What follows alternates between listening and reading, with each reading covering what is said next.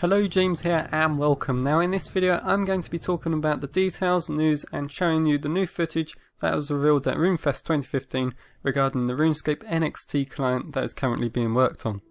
Now quickly, I just want to say that this is content from RuneScape's Twitch livestream of the event, so credit to them. I shall put RuneScape's Twitch channel as linked below in case you want to check it out. And I've also been making notes throughout the day, so there'll be more videos based on future combat updates, elite skills like invention, all about the big updates there'll be in 2016, and also more videos about the NXT client, so make sure to subscribe and stick around. They are just some of my planned videos, but make sure to stick around for them. Now let's get on with the video. The RuneScape NXT client, for those that you don't know, is a new client that Jagex are working on. It's based on the C++ programming language because the Java and the HTML5 didn't work out, so they're creating a new game client. And I've gone into a lot of jargon before because I've done a previous video about the NXT client news, and I'll put that link below in the description as well in case you want to check that out. But I've removed a lot of the jargon from this, and basically what will be in the new client is there'll be better performance and frame rates. So the game won't be juddery, it'll be smoother, there'll be less loading times. When you go into a new area you won't get that box in the corner, well, hopefully that's the aim. There'll be a bigger draw distance, especially for better computers. With gaming rigs, higher end gaming rigs, you'll be able to have the maximum draw distance, and with older laptops you may be on a shorter draw distance. There'll be better lighting, better shadows, better water flow and reflections. Now these do look good, and I'm showing you the screenshots in the videos now. There's light scattering, which I haven't covered on a previous video. The light scattering is to replace the fog drop off at the end of the draw distance, and that looks good.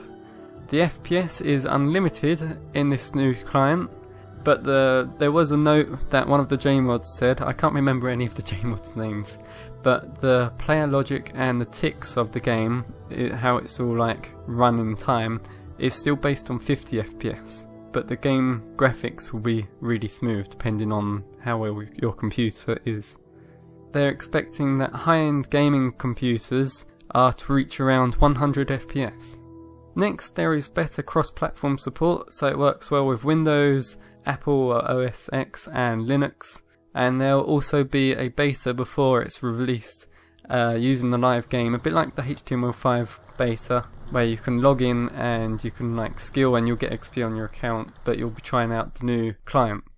Now after the launch of the client, they'll be looking into a number of things, and they discussed that they're looking into a scalable interface to suit 4K monitors. Some people are moving up in the world from 1080p and have got 4K monitors, so it'll be better for them. The game should be more responsive, and they're going to continue to work on that, so it's going to be more responsive. They're going to be working on the code for playing the game in the web browser, because when this NXT client is released, it's only going to be the downloadable client, and you won't be able to play it in the web browser, and they're going to be working on that after the client is released. And there's also going to be a level of detail system being worked on. And I know about this from games development, but some people might not know that in games like Grand Theft Auto 5, it's easily noticeable because it's not very good in some places.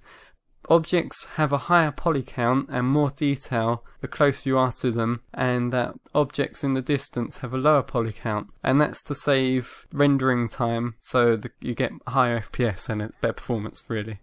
You can't notice the minute details on this stuff that's far away, and that would be a good thing, but that's a lot of work. And the JMods were saying that because the objects, they change shape depending on your distance, and like I said in Grand Theft Auto, if you're going really fast then sometimes it doesn't keep up, and you can see stuff spawn and morph and change right next to you when they shouldn't, so that will take time working on.